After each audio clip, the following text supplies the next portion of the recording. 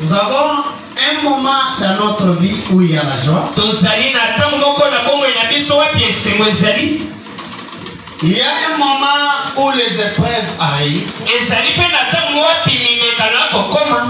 Et il y a un moment où Dieu nous bénit. Et la Bible dit, c'est la bénédiction de l'Éternel qui enrichit. Est-ce que je peux attendre là? Et tout bon lecteur de la Bible, s'il essaie d'examiner le livre de Job,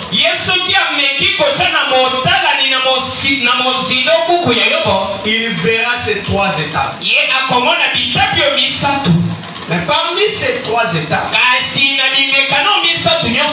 la lettre O appuie beaucoup de passages dans les livres de Job.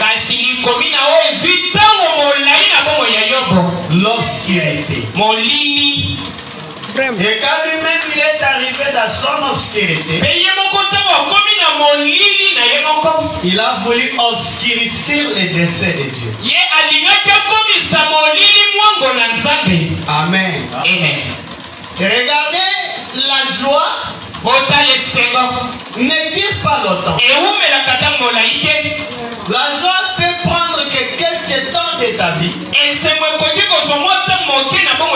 La joie partira. L'obscurité, les épreuves viennent pour te tailler. Les vagues sans finir vont s'abattre sur toi pour te tailler. Mais à la fin, c'est la bénédiction. Qui peut dire amen? Le prophète Branham a passé un long moment dans l'obscurité. Il a voulu même abandonner. Amen. Mais Dieu lui a dit, Branham, je suis ta force. Alléluia. Amen. Il a même pleuré. C'est lui si j'ai prié pour lui. Mais regardez comment il construit. C'est lui s'il n'avait rien. Regardez ce qu'il fait. Dieu lui a dit, je suis ta force. Mon frère et ma soeur, ta portion ce matin. Et celui qui s'attend à Dieu ne pleurniche pas. Il renouvelle sa force. Alléluia. Écoutez, Job, dans la joie, il avait la femme, il avait des enfants, il avait des bétails, il avait des serviteurs. Mais quand l'obscurité est venue, s'abattre sur la vie de Job, c'était le même jour. Le même jour, il a perdu ses enfants. Alors qu'il était en train de consommer les sacrifices. Comme toi tu es venu consommer les sacrifices ce matin, là-bas les enfants sont en train de mourir. Celui-là n'a pas fini. L'autre personne est venue. Papa, tout est bétail. Les loups, ils ont ravagé tes bétails. Celui-là n'a pas fini. Celui qui gardait les champs est venu.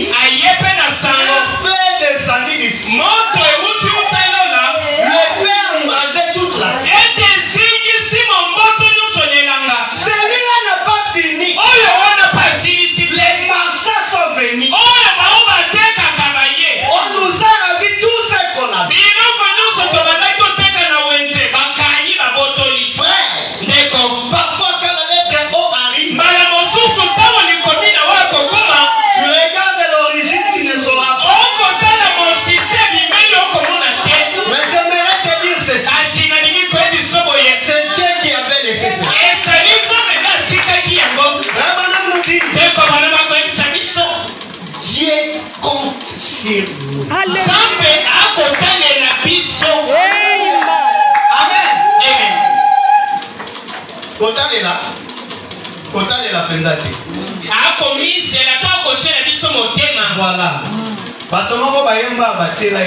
Les autres ont chanté, nous nous confions à Dieu, ou on s'entend à Dieu. Mais Dieu compte sur nous. Regardez maintenant la différence entre les dénos et les messages. Pendant qu'elle compte sur Dieu, Dieu compte sur Dieu. Et frère, nous dit, nous devons avoir honte de nous-mêmes et confesser humblement devant Dieu de la manière que nous le représentons sur cette vie. Parce que Dieu compte sur nous. Qui peut dire amen? Est-ce que tu crois que Dieu compte sur toi? Et écoutez, les amis de Job sont des les plus âgés. Job, toi tu as péché en secret. Dieu ne peut pas punir son serviteur comme ça. Dis-nous la vérité, qu'est-ce que tu as fait? Job a regardé. Il a vérifié. Il est entré dans les profondeurs de son cœur. Il n'a rien trouvé. Il a parlé. Ses amis ont refusé. Amen. Amen. Parfois, les origines de tous nos malheurs, ce n'est pas nous. Ne venez pas incriminer quelqu'un. Si le frère te dit il ne connaît pas l'origine,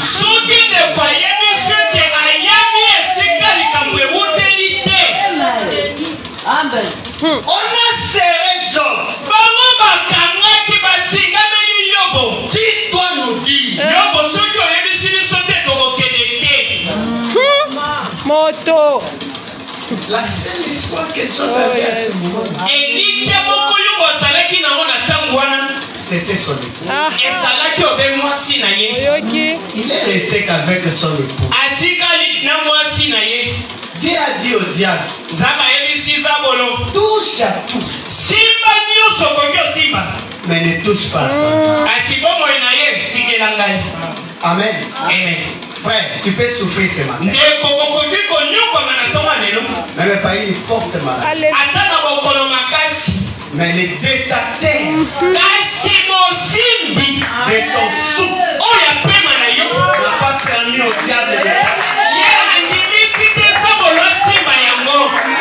vie est là. Et ce matin, par la puissance de la résurrection, ça peut encore refleurir. Qui peut dire amen? Et quand David, la femme est venue. Job, tu souffres? Regardez les plaies. Regardez les ulcères. Regardez tout ce que tu es dit. Ingérer seulement ce Dieu. Comme ça tu mourras.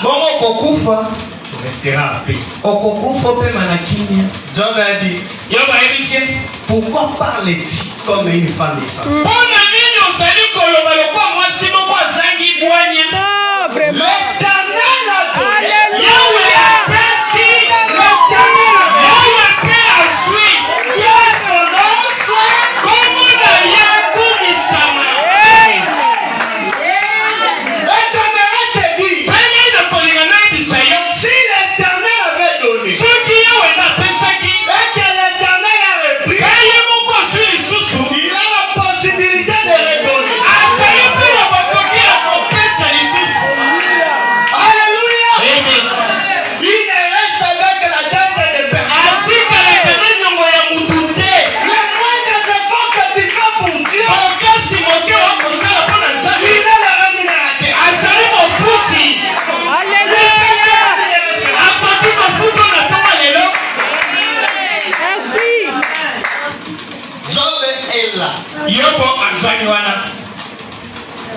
Les deux épreuves sont passées. Mais les ulcères, ça faisait mal. Ça faisait mal. Il y avait même des asticots qui sortaient de son corps. Frère, parfois l'épreuve n'est pas une formule pour venir. Et les épreuves pour la vie de chaque fils de Dieu, il a ses épreuves à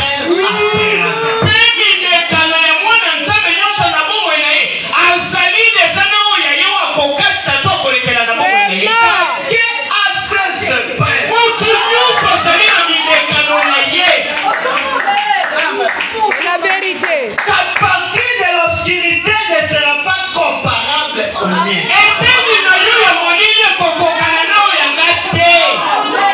J'aime à quoi apporter.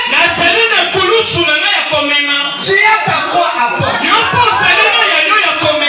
Mais l'essentiel, nous tous nous passons par l'essentiel. Et nous arriverons au bout. C'est la vérité. Alléluia. Ne demandez pas les épreuves de quelqu'un. Supporte tes épreuves. Ça se fait. La Bible dit, la souffrance du temps présent ne saura être comparable à la gloire à venir. Alors comme Job avait beaucoup parlé, Dieu a regardé, il a dit, je ne peux pas amener Job dans les temps. J'amène Job à l'éternité. Là avant le commencement. Alors qu'il n'y avait pas encore de situation compliquée. Alors que je fondais cette terre. Alors qu'il n'y avait pas des arbres que Job a voulu adorer.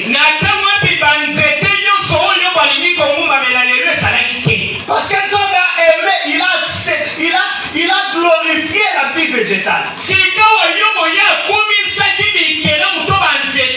Il a dit la vie de l'homme, mais ça c'est s'agiter. La vie de l'homme est comme une souffle. Comme un fumée. D'un moment à l'autre, ça disparaît. Et son histoire passe.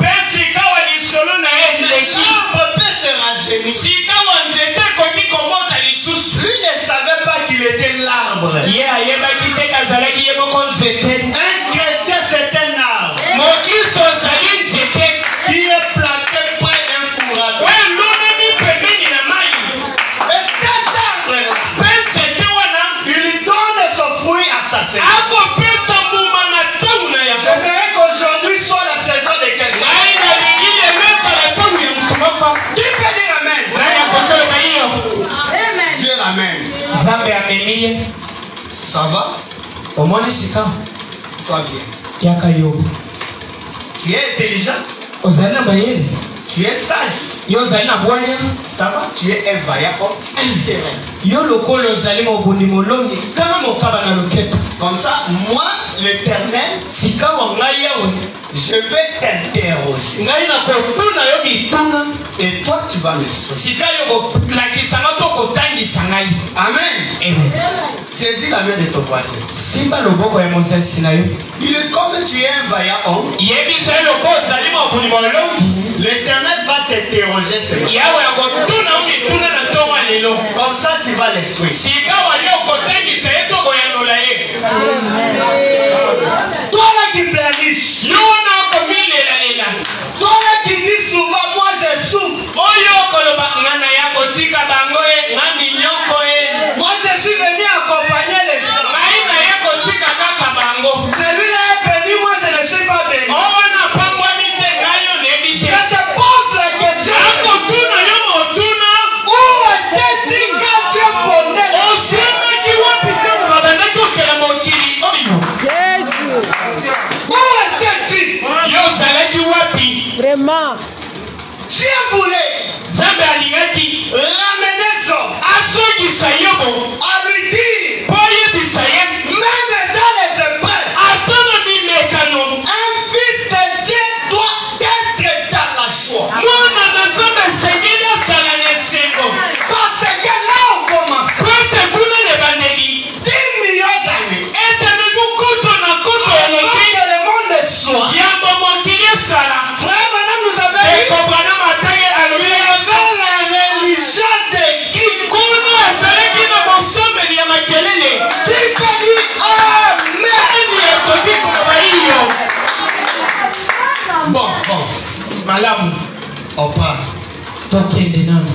Avoir soif de la vie.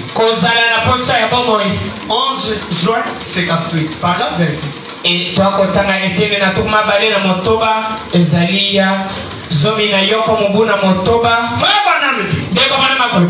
J'aime écouter qu'est-ce qu'il dit. Hein? Frère Banam me dit.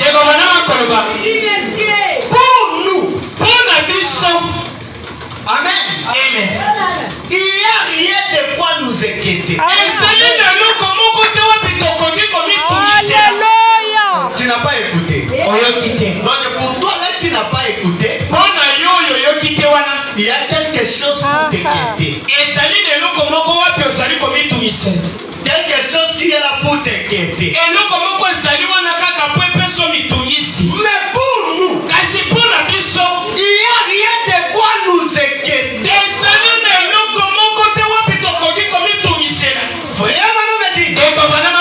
Nous savons tout ce qu'il nous faut pour être heureux.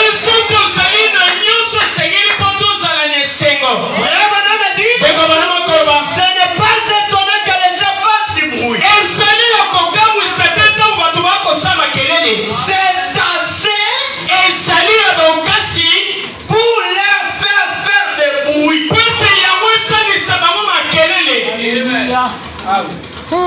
Amen. Et il dit, je prends bien plaisir à un peu de bruit. C'est un signe de vie.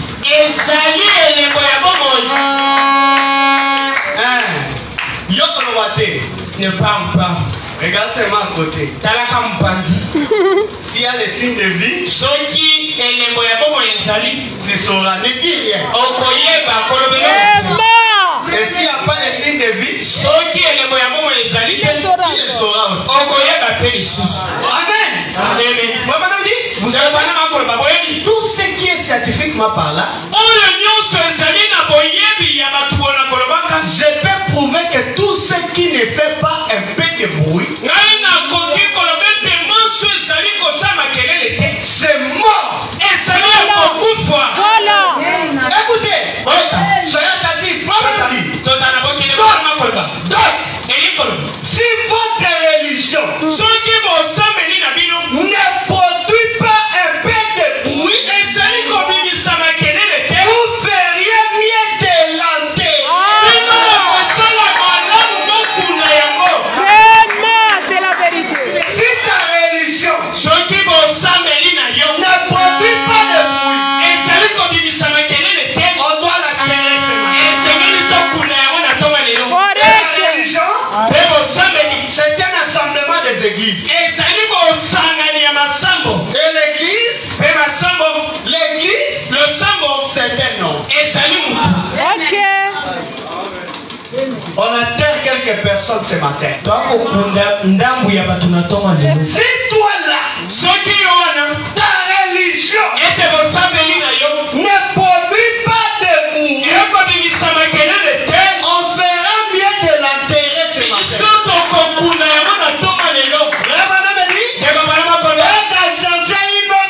Qui a quelque chose.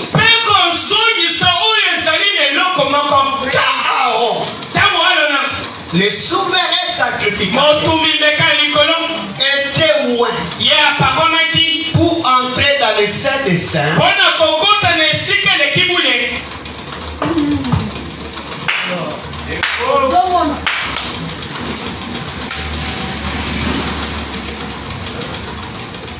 Voilà. Ça c'est les lieux saints.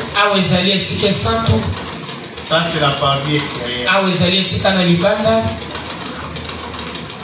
Quand Aaron était loin pour entrer dans les saints des saints, qu'est-ce qui s'est passé? Il portait une clochette. Une clochette et une grenade. Au bord de ses vêtements. Et c'était dans ce but. C'était pour témoigner. Une fois entré dans ce lieu saint,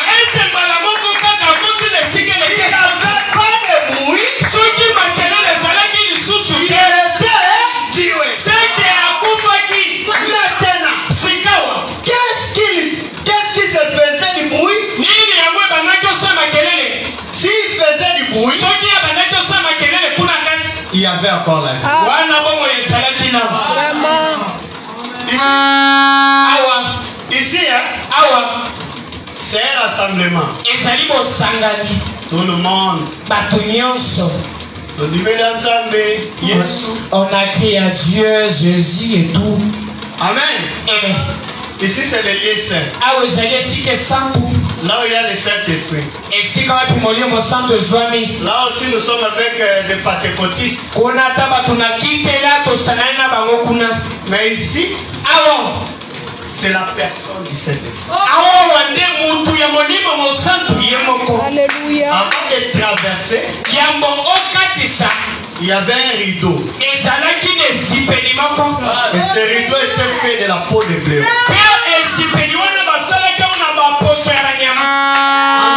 Amen.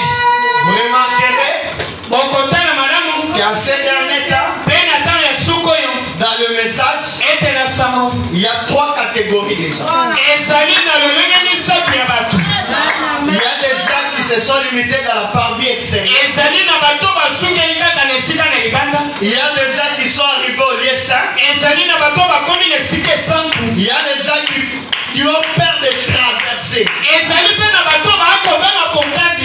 Ils se sont limités au rideau. Amen.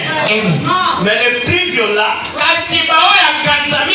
ils ont déchiré le rideau. Ils ont pénétré ça. Mais quand tu pénètres la gloire, on doit attendre le bruit. Amen. Le rideau ici était fait de peau de blaireau. Et frère Madame dit, la peau représente toujours un homme. Ici, c'est le prophète. Sa mission n'était pas de former les églises, mais c'était de rétablir la communion qui était brisée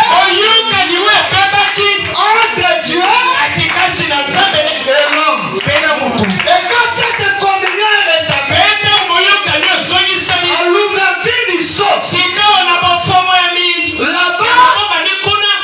il y a un silence. Mais ici, sur la terre, l'ancienne religion doit commencer. Ici, il y a du bruit. Ici, il y a des amens. Ici, il y a des alléluia. Parce que le roi des rois est venu communier. Qui peut dire amen?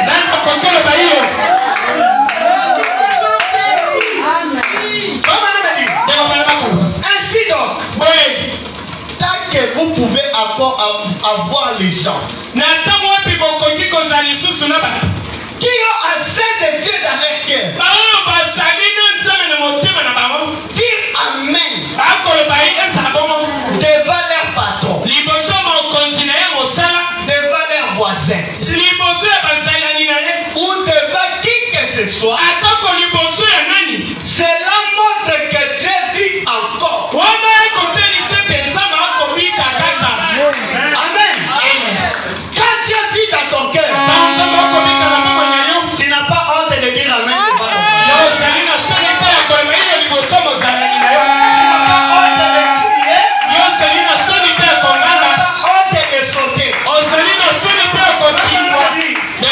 Qu'est-ce qui vaut mieux que la vie?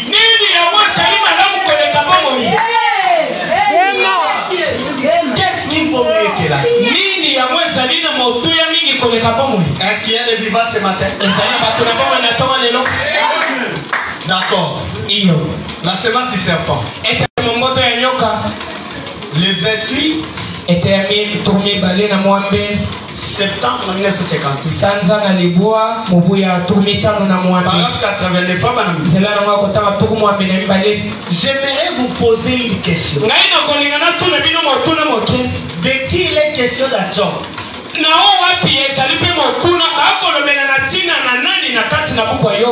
il a dit, où était-il Yo ozalaki wapi? Quand j'ai fondé la terre. Ntango ngai na bandaki osala mokili. Alors que les étoiles du matin éclataient en chant d'alléluia. Na ntango wapi minzoto ya ntongo ebandaki kongenga na loyembo esengo. Et que le Fils de Dieu poussait des cris. Mpe bana nzambe babandaki konganga na esengo. Qui était ce Fils de Dieu qui poussait des cris des autres? Bandaki yango nde bazalaki bana nzambe babandaki konganga na esengo. Jésus leur a dit, Yesu alobi na bango, je me réjouissais avec vous avant la fondation du monde. ngai nabandaki kosepelela mona bino ya mokili ekelama. Frère Branham me dit, Eko bana makolo. nous ne sommes pas des créatures du temps. Biso tozali te bikelamu ya ntango. Nous sommes des créatures de l'éternité. Biso tozali bikelamu ya seko na seko. Amen. Toi, tu n'es pas éternel. Yo ozali ya seko te.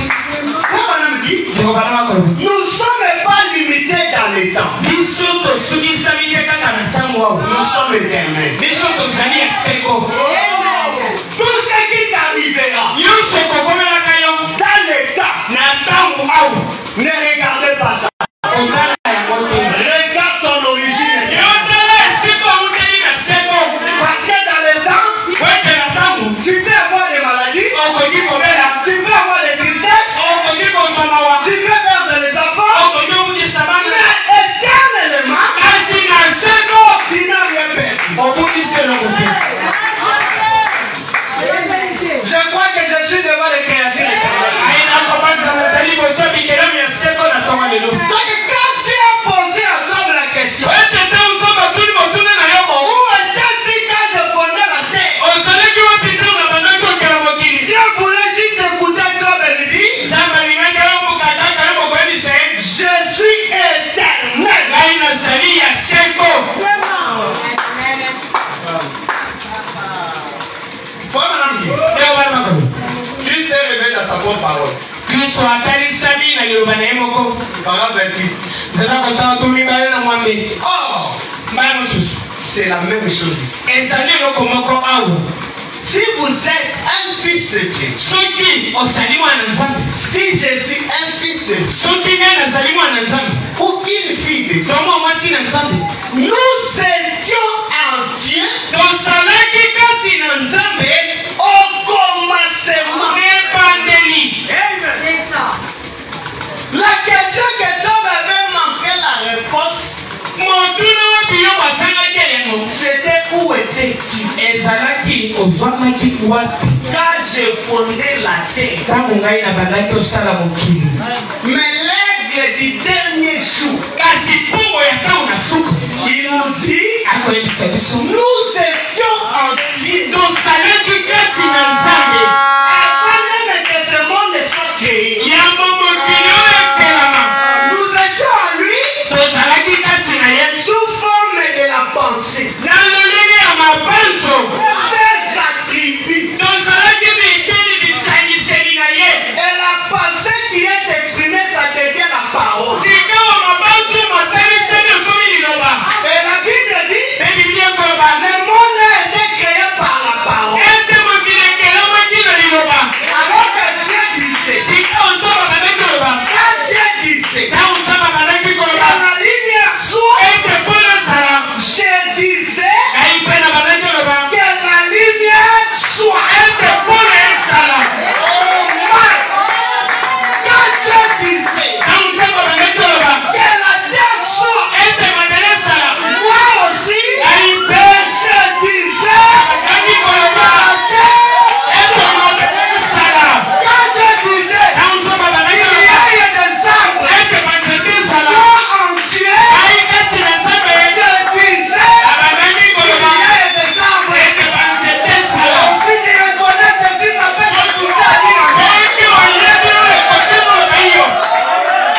Quand tu reconnais ça, Ntango yo kososola oyo. tu ne peux pas regarder à tes souffrances passagères. Okoki kotala te na minyoko oyo ezali kokoba. Vraiment,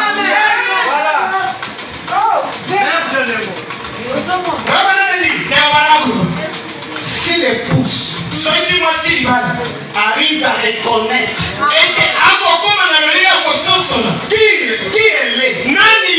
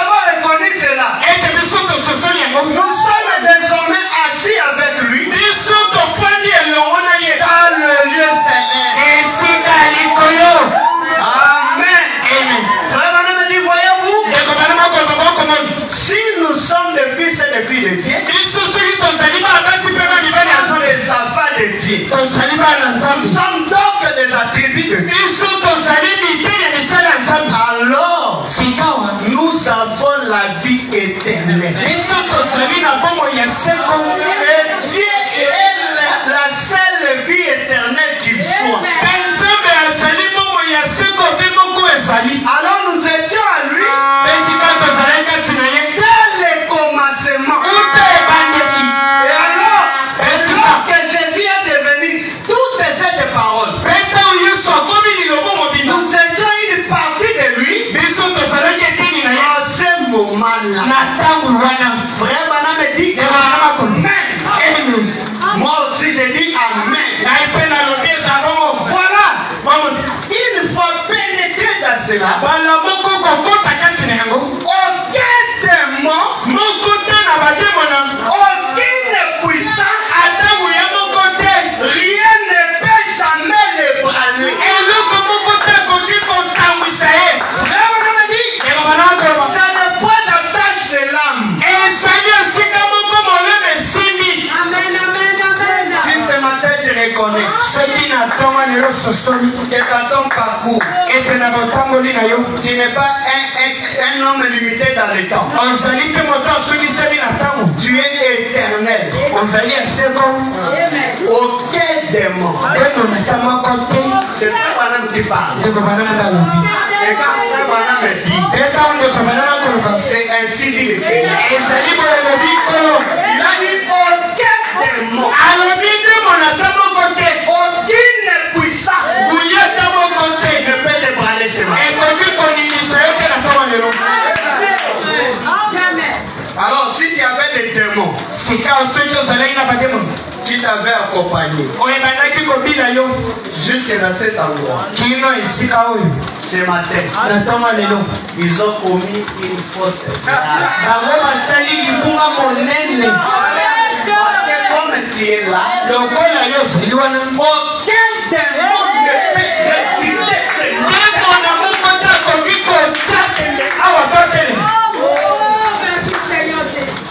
bon, cherchons à voir un peu les étoiles.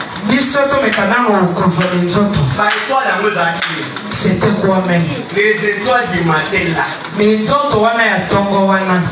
qui éclataient en chat dans l'église. Les 7 ans de l'église. 12 mai 54.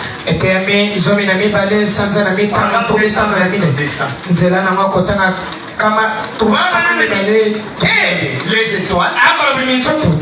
Enfin, il tient chaque étoile. Maintenant, regarde. Pourrions-nous juste nous arrêter une minute?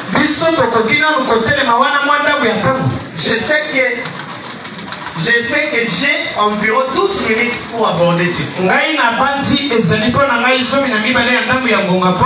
J'aimerais en arriver à ce chapitre. Ici même, lire tout cela. Même si je n'arrive pas à lire autre chose, j'aimerais que vous saisissez ceci. Une étoile représentait un ministre. Un ministre roi de l'esprit d'Aaron. Qui peut dire amen? Ici, il y a ton étoile. Amen. Quand pasteur Alexis se tient ici, en train de donner la parole, il est l'étoile là qui éclatait en chat dans les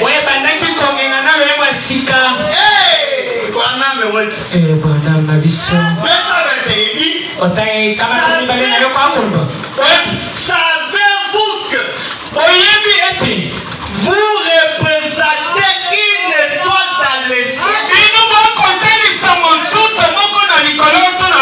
Est-ce que vous savez cela? Est-ce que mes frères, vous savez que vous représentez?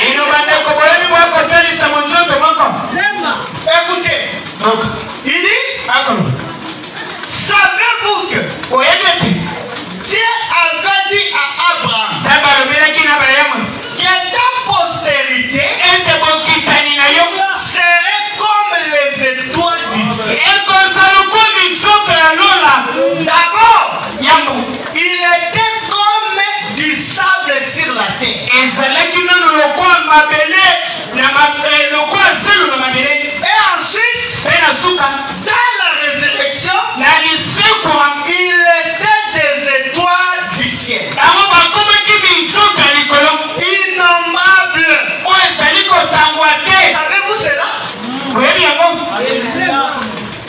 appelé Abraham.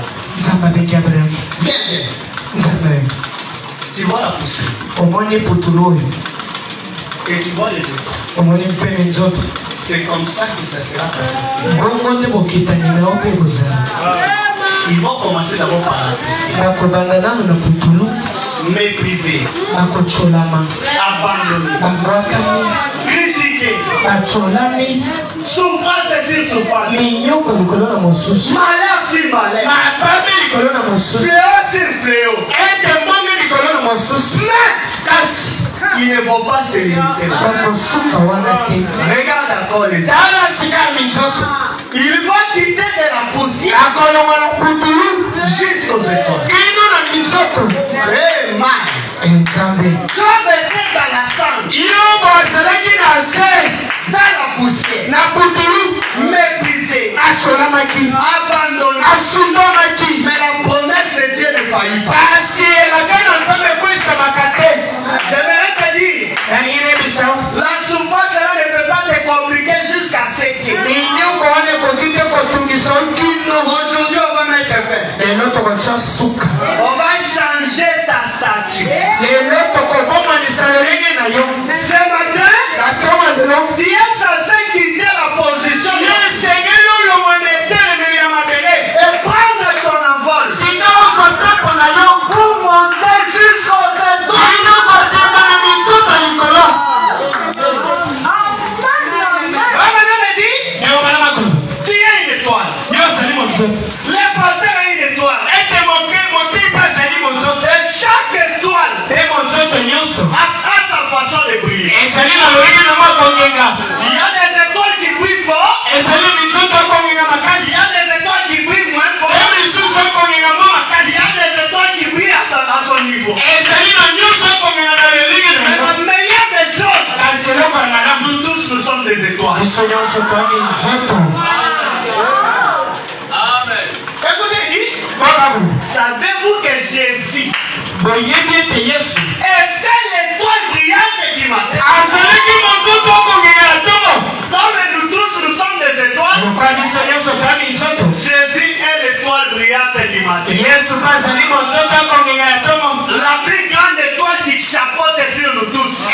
monzoto akokonza likolo na biso nyonso La plus grande étoile oyo ya monene koleka de toutes les étoiles du ciel. oyo ya minzoto nyonso alona Vraiment, nous dit, oh, alléluia. obana nakokama lobi aleluya Tu penses, sango wana akobanza mon âme est tressaillie de joie. olema na ngai ezali kosepela Et voici là, kasi bokala wana à sa ressemblance, na bokokani na ye la présence. na bosalani na ye Un jour, moko na mikolo nous serons assis. biso tokofanda Vraiment, nous dit, alléluia. obana makoloba aleluya Presque après que les choses nsima na makambo de la terre passeront. oyo ya mokili ekoleka Écoutez ce que Daniel dit. yoko daniel akoloba Il dit, akoloba va, kende Daniel, daniel scelle le livre. yo tia elemo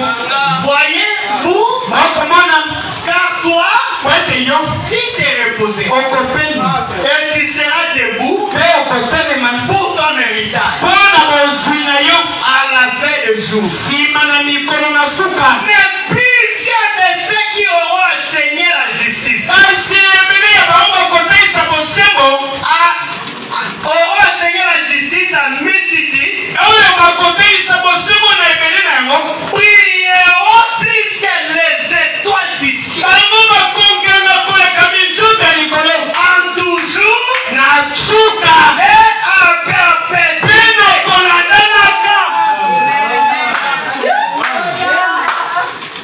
Est-ce que le pasteur enseigne la justice? bokengeli akoteisa bosembo Oui, bien. boyengebene merci C'est ça la justice. anandeboyi Est-ce que le pasteur enseigne la justice? bokengeli ateyaka boyengebene awa Il a droit de briller ye azali na bokoki ya kongenga comme les étoiles du ciel. lokwami nzoto na likolo Pas seulement aujourd'hui, kaka te lelo la Bible dit à toujours biblia ekoloba na seko et en perpétuité. mpe na kolandanaka Notre exemple, c'est le frère Branham. lakisa na biso ezali ndeko bana Il est né d'une famille pauvre.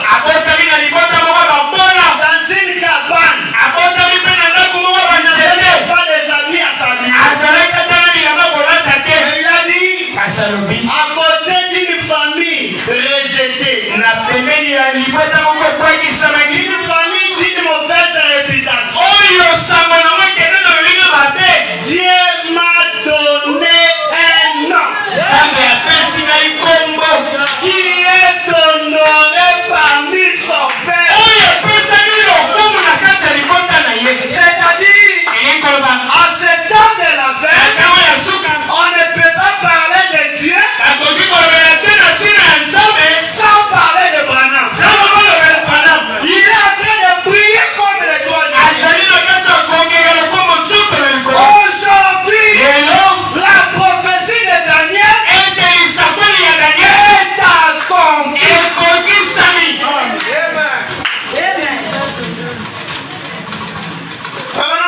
ebabana makolo Vous y êtes ozali wana des étoiles. ozali minzoto C'est 7 ministres.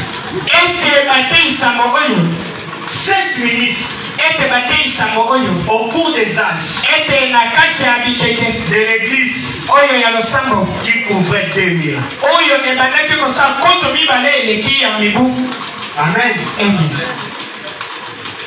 Amen. amen Nani avait la rotation?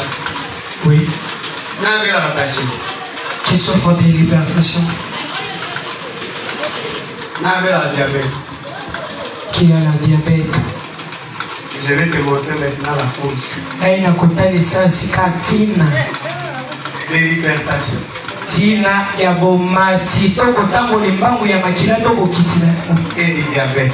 mpe ya sukali ebele na nzoto Ce n'est pas moi, c'est frère. ezali ngai te ndeko branam Disons frère. totanga ndeko branam Allez dire la médecine. okende koyebisa bayekoli na ngai 5 avril 53. etaini mwa mitano sanza ya minei turu mitano na misato nzela nango akotana kama turu minei na mibale Observez un petit rouge-gorge. otala ndeke oyo ya kingo motane Il va se lever chaque matin. ye akotelema ntongo nyonso La première des choses, eloko ya yambo il lève sa petite face vers le ciel akotelemisa elongi na ye moke na lola et se met à chanter à tête tue. mpe akobanda koyemba na monoko ya kokanga Aye mondera pasolata mongongo.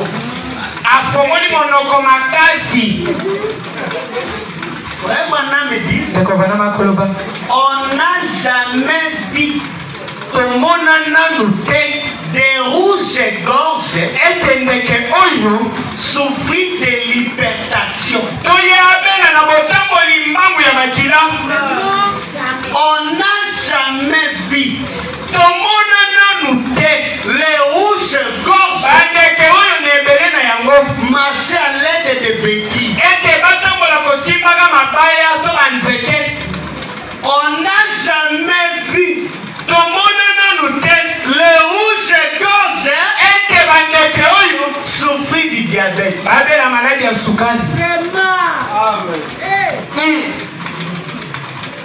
Rouge-gorge. ndeke ya kingo motane Quand il se lève le matin, ntango akolamuka na ntongo la première des choses, eloko na ye ya yambo il chante akoyemba à tête tue. na mongongo ya komatisa Amen. amen Amen. amen Vous avez chassé la religion de bruit dans vos maisons. bino bobengani losambo ya makelele na bandako na bino C'est la cause de l'hypertension artérielle. yango nde ntina ya botamboli mbangu ya makila C'est la cause du diabète. yango nde ntina ya sukali ebele na nzoto C'est la cause de marche avec des béquilles. yango nde ntina mokomi kotambola na banzete na mabaya Parce que ete si tu adoptes la nature du rouge-gorge, soki ozwi lolenge ya ndeke oyo ya kingo motane les réunions de prière matinale ne manquera pas dans ta maison. ete bosangani ya masambo ya ntongo ekozanga te na ndako na yo Combien ont encore des réunions matinales dans leur maison? oniboni bao bazali na losambo ya ntongo na bandako na bango Tu te lèves le matin, je ne sais pas moi, comme un cochon, olamuki na ntongo nayebi te lokwa ngulu sans dire un mot à Dieu, anga ta kobondela tu es sauvé. sorti. Au bimimba on a téléphone sur le côté qui charge la bouteille. Seigneur, pitié. Est-ce que tu prends le temps de fredonner même un chant? De dire merci Seigneur parce que tu m'as accordé le souffle. Est-ce que tu as ce temps? Yozali sona tango wana. Dieu est chassé. Nzambe abwakami libanda na ndako na o.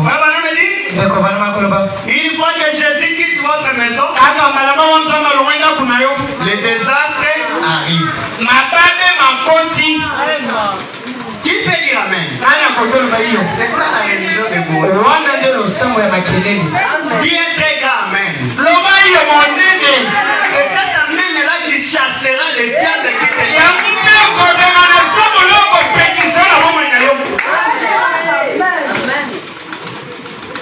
le matin tu te lèves. Les rouges gorges ont l'état de chanter à l'honneur de Dieu.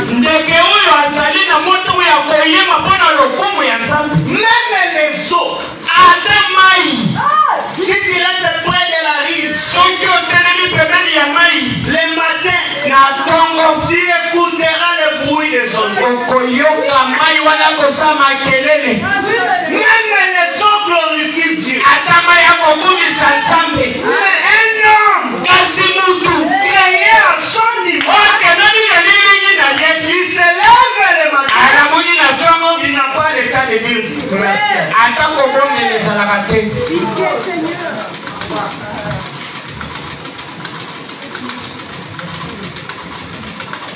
Les rouges tosses ne se débrouillent pas. Parce que quand il prie là, il prie un pourvoyeur. Et Dieu pourvoit toujours à ses bêtes. Oh, j'aimerais être un rouge d'or ce matin.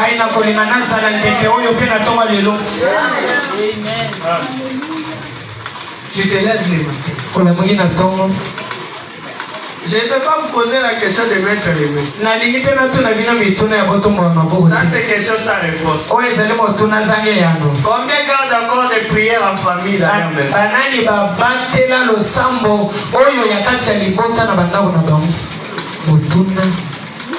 Hein? Et pourtant, il y a une chanson, n'oubliez pas la prière en famille. Jésus veut te trouver là.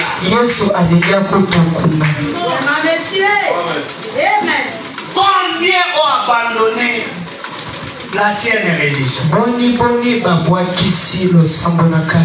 Frère, auparavant, les deux frères ne pouvaient pas se raconter sans un mot de prière.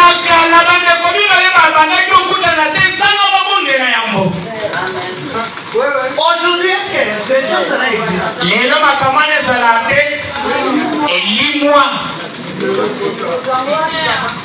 Hein? Les choses du monde ont pris la meilleure place dans vos cœurs. L'amour de Dieu est sorti du cœur. Mais quand tu as été dans ces souffrances, c'était le moment pour lui de tourner sa face. Tu n'es pas riche. Tu n'es pas plus excellent. Tu n'as pas une famille qui est autoritaire dans cette vie. Tu n'as que Dieu. Mais tu abandonnes Dieu. Tu prends les choses de ce monde. Tu les places à la première place. Le frère Madame dit, chaque chose que vous placez en premier lieu, ça devient l'idolâtre. Oui, monsieur. Il y a des idolâtres de téléphone ici. Il y a des idolâtres de l'argent ici.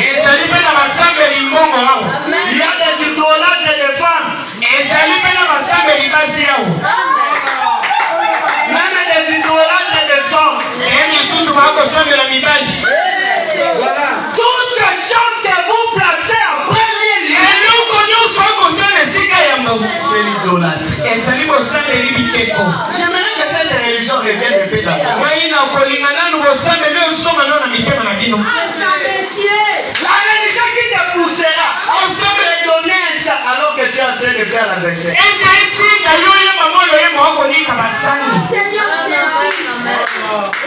Aujourd'hui, les mamans, alors qu'elle est en train de travailler là, il n'y a pas les gens, mais les injures. Si la femme essaie, on dirait que son père l'avait envoyé faire ça. Parce que ces injures-là revient à la famille de son père et son père.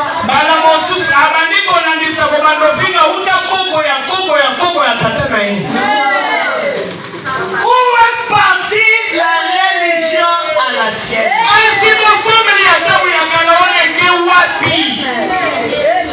Vous savez quoi? Marie, pour recevoir Jésus dans son ventre, elle avait cette religion. Elle partait puiser de l'eau. Mais maintenant qu'elle était en train de réfléchir sur la prophétie, il vierge conséquent. Une vierge conséquent. Jusqu'à ce que Gabriel. Voilà. Jean-Baptiste est dans le ventre. Il était déjà mort. Mais l'attraction de sa maman a attiré Marie. Et Marie était venue chez Élisabeth en joie. Elle tressaillait des joies. On embrassait Élisabeth. Les sœurs là qui ont la flamme.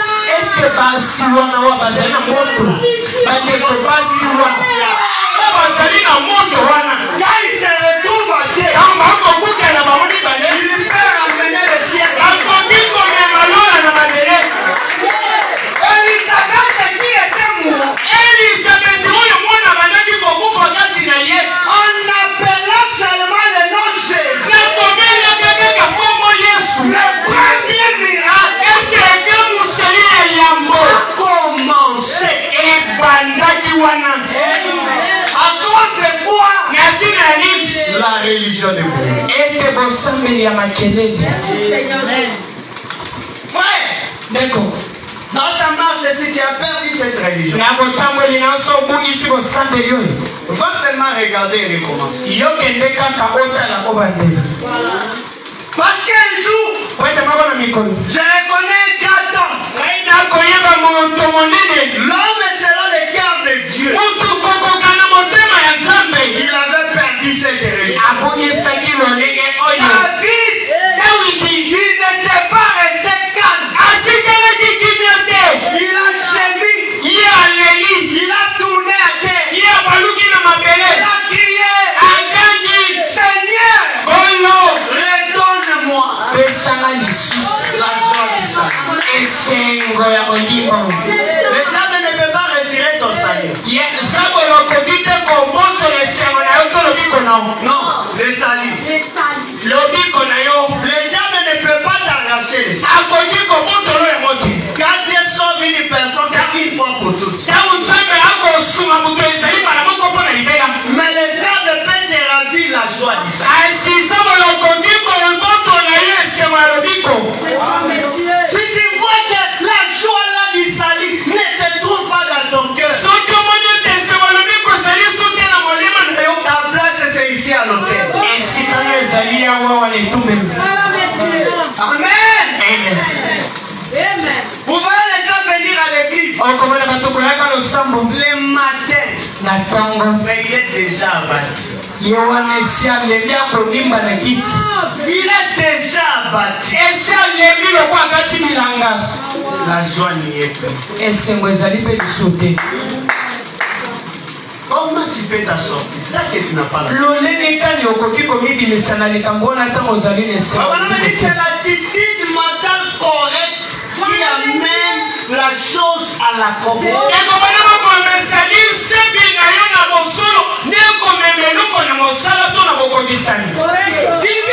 Tu es déjà abattu.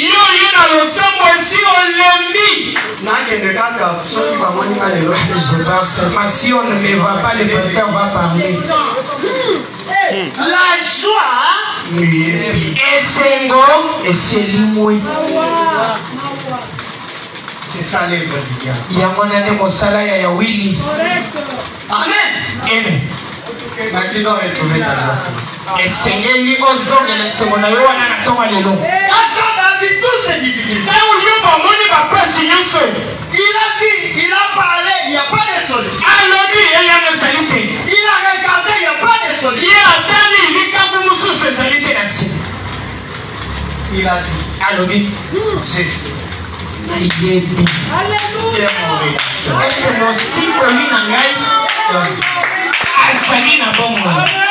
Est-ce que toi aussi tu le sais? Ton rédacteur est vivant. Au bout de tes forces, c'est à ce moment-là qu'il s'élève. Il a dit, même quand les fers auront détruit mon corps de ma chair, je verrai Dieu. Tu dois voir Dieu. Avant que la lettre B puisse arriver, tu dois voir Dieu. Amen. Amen. Bon, on peut avancer encore. Seigneur, montre-nous le Père et cela nous suffit. Paragraphe 5.1. La prédication est prêchée les 7.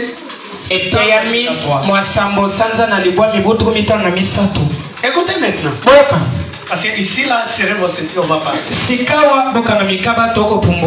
Tomate. Amen. Et l'atterrissage sera en douceur. Amen. Amen. Serrez bien vos ceintures. Autrefois, j'avais un chien avec lequel j'ai chassé. Il s'appelait Freeze. Il attrapait n'importe quoi. Il pensait n'importe quoi. En montant même sur l'arbre. Mais à l'exception de mon fait. La moufette. Nyama moko ezala solo.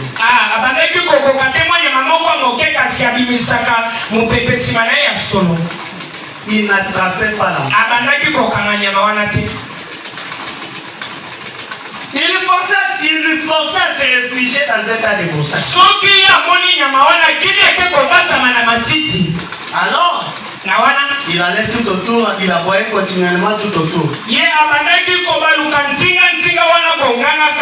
Dans un tas de broussailles. Et la seule chose que je devais faire pour l'amener à entrer dedans et l'attraper, c'était juste de soulever le broussaille et de lui donner une tape et dire attaque-le mon gars. Attaque-le mon gars. Il allait et il attrapait. Amen. Eh bien, frère, à chaque fois que j'attends un amen, ça veut dire attaque-le mon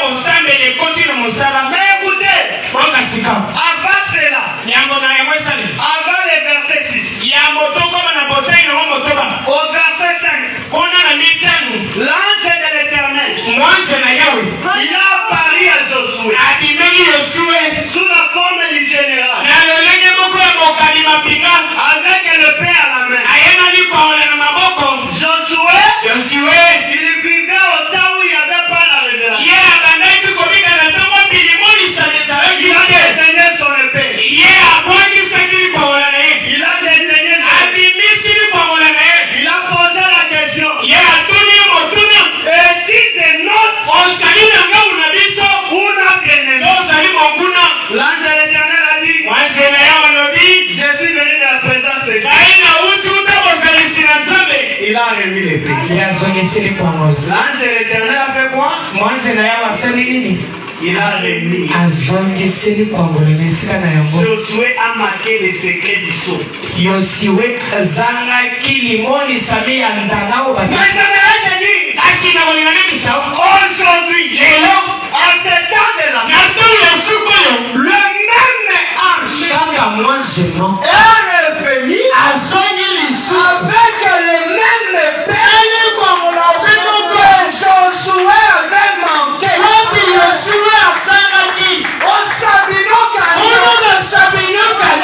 Alors que notre Josué était parti prier le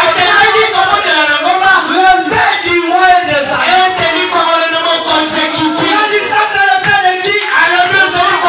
L'ange a dit, ce n'est pas le père d'un roi d'Israël, mais c'est le père du roi.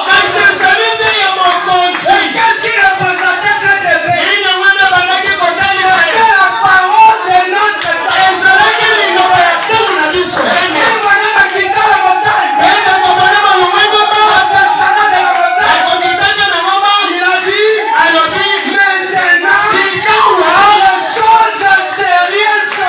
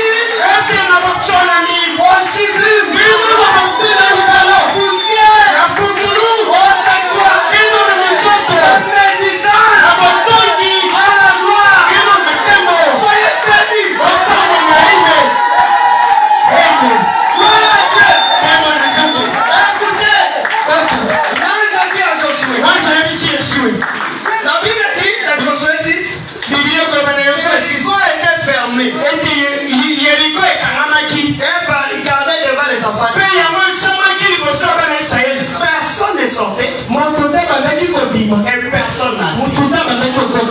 L'Éternel dit à Josué, vois, je livre entre tes mains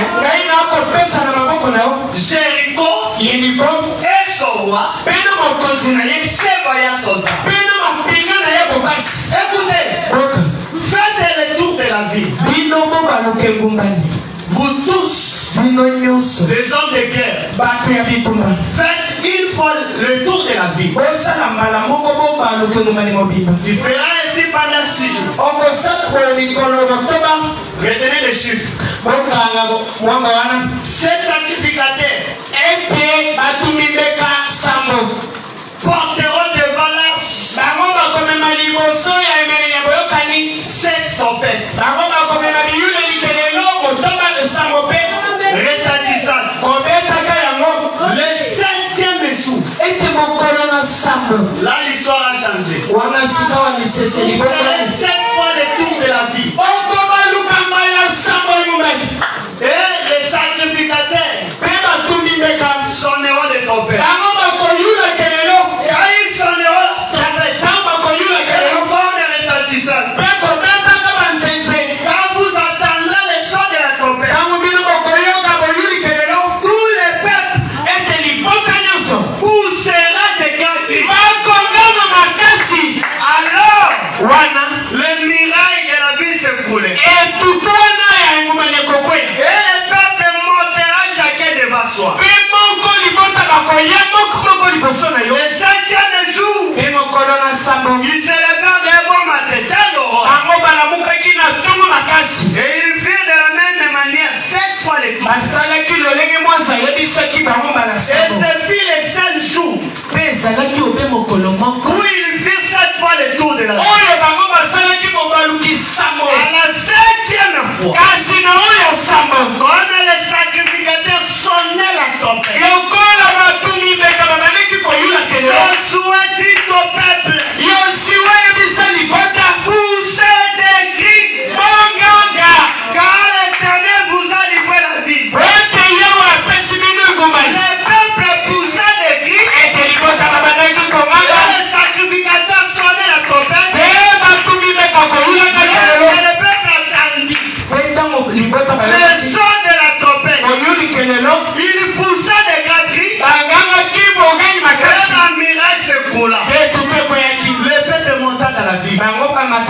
Chacun devant soi. Et s'emparer de la vie. L'ange nous a déjà donné le prix. Moi, j'ai aussi appelé Sibisoli Congo. Maintenant, nous allons posséder la vie. On vient de lire l'instruction. On n'a pas dit quoi si sacrificateurs. On a dit quoi 7. Quoi 7. 7 sacrificateurs. 7 trompettes. Amen. Et mais le 7e jour, ils feront 7 fois.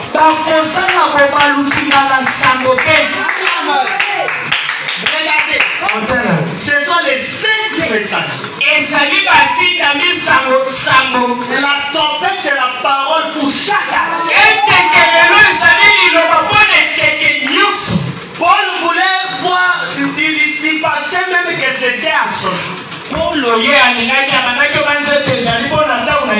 Il disait, nous qui sommes vivants, nous ne dévasserons pas les morts. Mais Dieu a regardé son apôtre et a dit non. Il ne peut pas mourir avec l'ignorance. Paul a dit, je ne sais pas si j'étais dans une vision ou si j'étais où, mais je me suis retrouvé au 3e ciel. Et qu'est-ce que frère Paul nous dit? Il a dit, frère, nous prêchons à partir de nous prophétisons à partir mais quand le parfait sera la partielle disparaît. Amen. Il est venu. Et il n'est pas venu. On a dit René. Fait une fois les tours. Va te reposer. Tous les prophètes sont venus. Une fois le tour de la vie, allez donc. L'autre est venu. Une fois, va donc. Mais le 7e jour, à l'ouverture des sceaux, le messager du 7e âge, le 7e, le dernier, il a fait 7 fois et à la fin, il a sonné la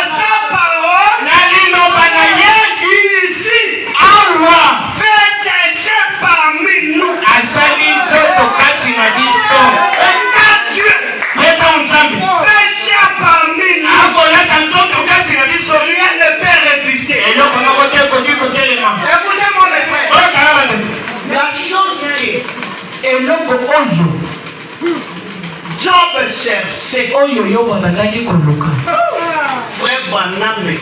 dekobranama koluka Il cherchait un homme abandaki koluka motu moko qui pouvait se tenir à la brèche. oyo akokaki kotelema na nzela wana Parce que lui, Job, pote ye yobo quand les autres personnes avaient des problèmes, ntango bato misusu bazalaki na makambo lui il se tenait à la brèche. ye abandaki kotelema liboso na bango Implorer la miséricorde. kosenga mawa Mais quand lui il est arrivé dans les problèmes, kasi ntango makambo moko lekomeli mpe ye il n'y avait personne. aoyo ye abandaki kosengela mawa wana baye te Mais écoutez-moi, bayoka ngai les trois amis sont venus. baninga misato baye Ils l'ont mal conseillé. bango bapesi ye toli mabe Ils l'ont accusé. afundi ye Mais le quatrième était là. kasi ya mine ndenge mobali Eliou. eliyo Vraiment, on a dit Eliou veut dire le représentant de Dieu. Alléluia. Et ce matin, je me tiens ici comme étant Eliou. Le plaisir qu'on ne pouvait pas voir par les yeux. Mais je te dis, il y a un œil qui te voit. L'œil du Créateur peut perforer même le fer fort de terre. Le plaisir est guérissant. Et cela soit guéri ce matin. Eliou parle. Job s'est relevé. Vraiment, on me dit, le grand prophète de Dieu, il est entré dans le canal de Dieu. Lui, le grand aigle, il s'est secoué.